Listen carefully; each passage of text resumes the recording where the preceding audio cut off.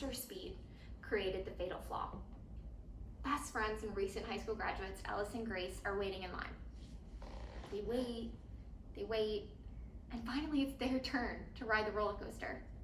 They get in the last car, they sit side by side. They each have their own lap bar securing them in place. The car lurches forward and then whips around a bend and rushes up a hill at 50 miles per hour, wheels racing along the tracks as the car goes upside down and goes through multiple twists and turns. Ellis thinks about how much faster this ride feels since the last time she was on it. She then looks to her right to see the excitement on her best friend's face. But all she sees is an empty seat, and all she can do is scream. Members of the jury, we're here today because on July 6, 2020, that roller coaster didn't just feel faster. It was faster. July 6, 2020 was the first day this defendant's roller coaster was open to the public at its newer, faster speed of 50 miles per hour. And it was the last day of Grace Topping's life. You see, that roller coaster was defective because its restraint system was not designed to handle that newer speed of 50 miles per hour, that faster speed. And it was that faster speed that created the fatal flaw. This is Grace Topping. She's an 18-year-old girl who fell to her death on July 6, 2020. My co-counsel and I represent her parents, who have brought this case against the defendant, Dragon World Theme Park. We have brought a claim of product liability, which means we have to prove it's more likely than not that this defendant designed and operated a defective roller coaster. To meet that burden, we have to prove two things to you today. That this roller coaster was defective because its restraint system was not designed to handle speeds greater than 45 miles per hour, and that defect in the ride caused the death of Grace Topping. So how was this ride defective? We'll learn that this ride's restraint system, a lap bar that goes over each individual rider, was designed and tested to handle speeds up to 45 miles per hour. And you'll learn that's important because when a ride is going faster than 45 miles per hour, a rider is more likely to contact that lap bar, and that lap bar is more likely to malfunction. You'll hear about this from two experts in mechanical engineering today. They'll disagree on some things, but pay close attention to two very important things they do agree on. That at a faster speed, a restraint system is more likely to malfunction. And that the more often a rider is contacting their lap bar, the more likely it is to open.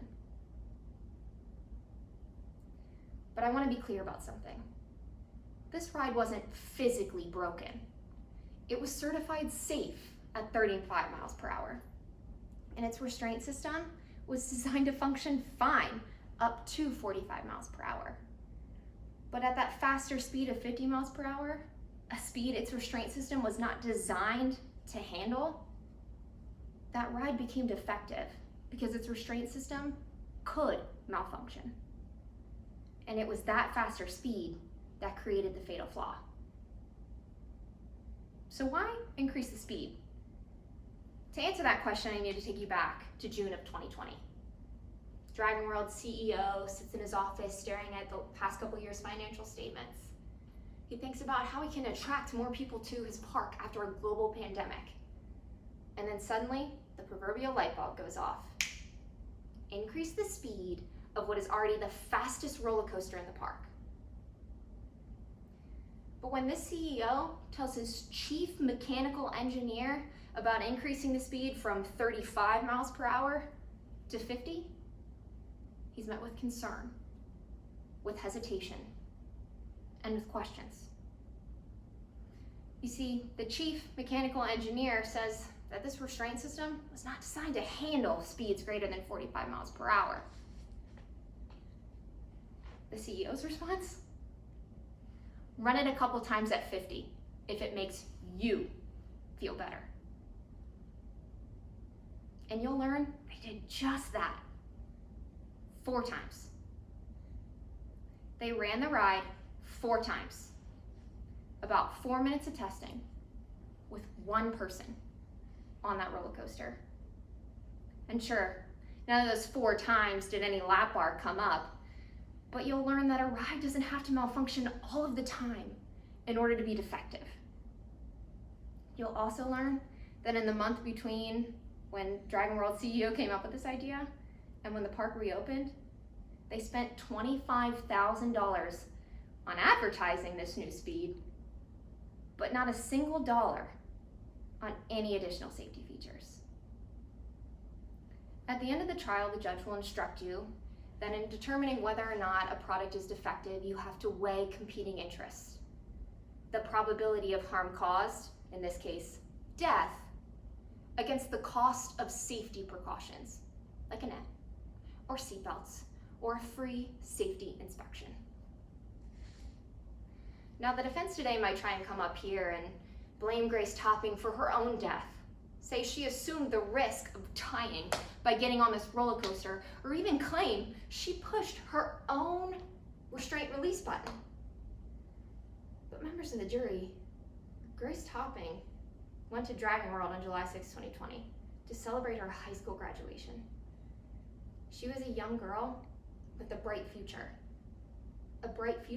that was cut short by the faster speed that created the fatal flaw. It is for all these reasons that at the end of today's trial, we will ask you to render the only verdict consistent with the law, the evidence, and your own common sense that Dragon World is liable.